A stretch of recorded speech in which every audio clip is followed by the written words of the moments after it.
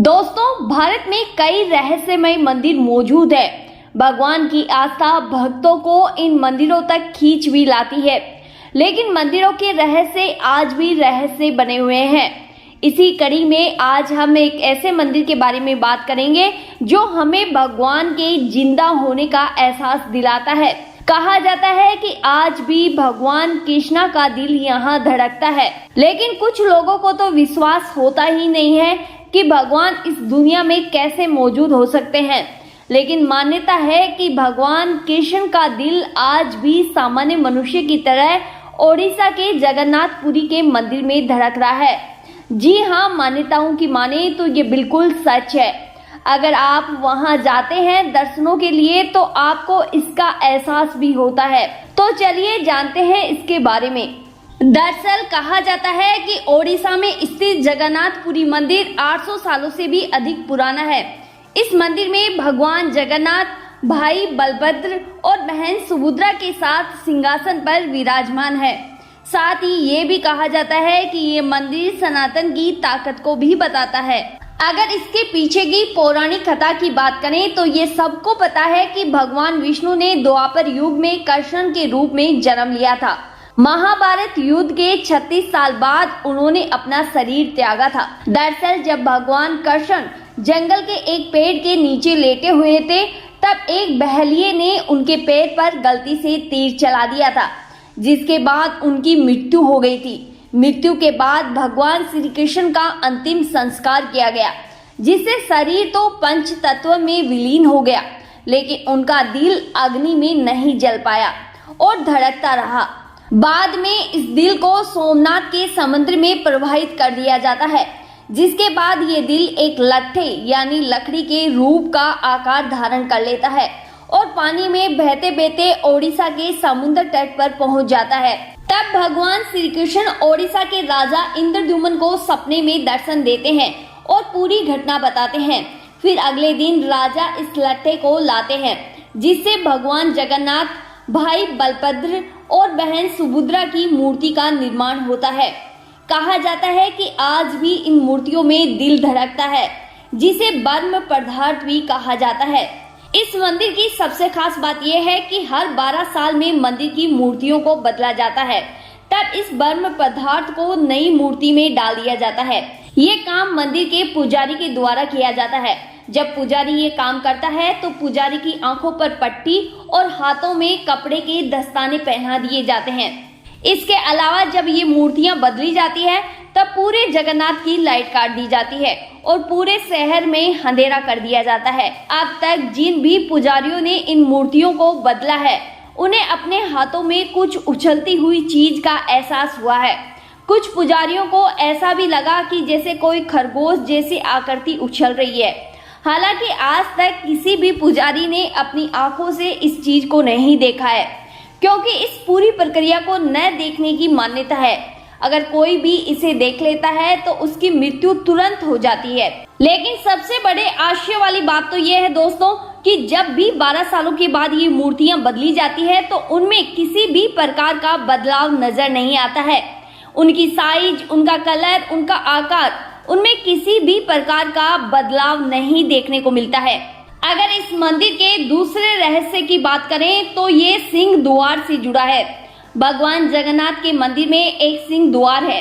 अगर आप इस सिंह द्वार के बाहर खड़े होते हैं तो आपको समुद्र की लहरों की आवाजें बहुत तेज और साफ सुनाई देती है, लेकिन जैसे ही आप सिंह द्वार में प्रवेश करते हैं वैसे ही ये आवाजें सुनाई देना बंद हो जाती है।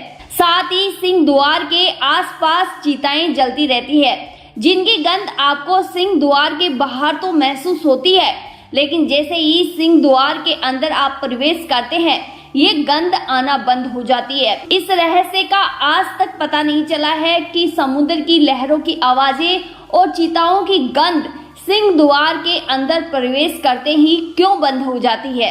अब बात करते हैं जगन्नाथ मंदिर के शीर्ष पर लगे गुंबद की।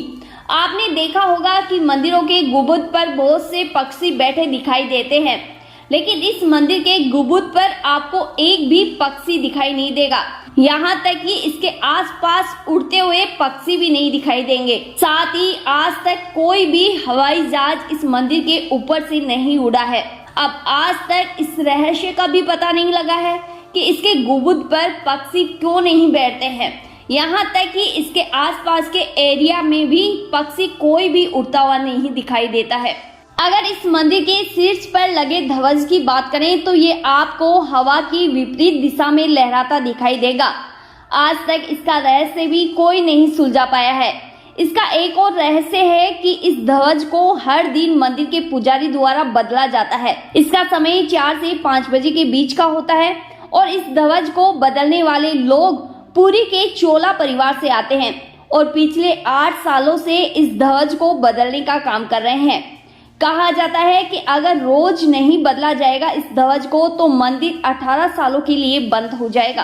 अब आपके मन में सवाल उठ रहा होगा कि मंदिर का ध्वज कैसे विपरीत दिशा में लहरा सकता है। तो बता दें कि इसके पीछे भी एक पौराणिक कथा है। मान्यता है कि समुद्र की तेज लहरों की आवाज से भगवान जगन्नाथ को नींद लेने में परेशानी हो रही थी। तब हनुमान जी ने समुद्र से आग्रह किया कि वह लहरों की आवाजों को कम करे, लेकिन समुद्र ने कहा कि यह संभव नहीं है। इसके बाद हनुमान जी ने पवन देव से कहा कि आप हवा की गति को कुछ कम कर लीजिए, लेकिन उन्होंने भी मना कर दिया।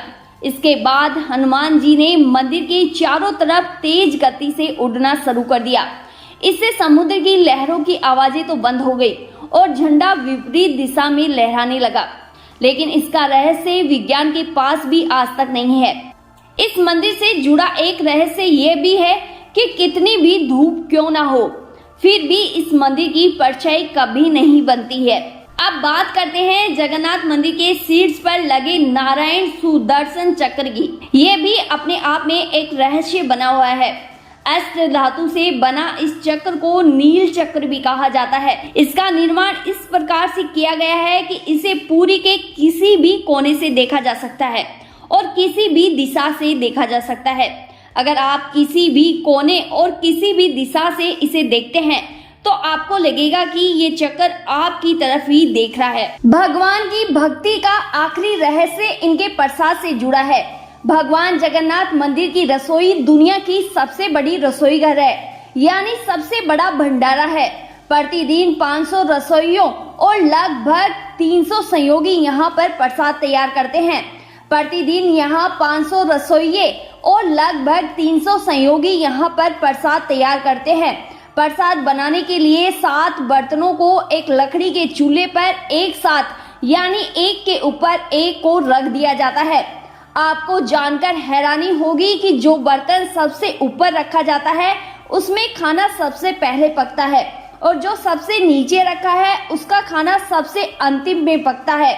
इस मंदिर का प्रसाद कभी भी कम नहीं पड़ता, फिर चाहे कितने भी भक्त क्यों ना आ जाए। बड़े आश्चर्य वाली बात तो यह है दोस्तों कि विज्ञान आज तक जगन्नाथ के इतने रहस्यों में से एक भी रहस्य को नहीं सुलझा पाई है, लेकिन आज भी कई युवाओं को ये बकवास लगता है। अगर आप सच में सनातन धर्म की ताकत को जानना और पहचानना चाहते हैं तो आप इन जगहों पर जाइए और इनको महसूस कीजिए।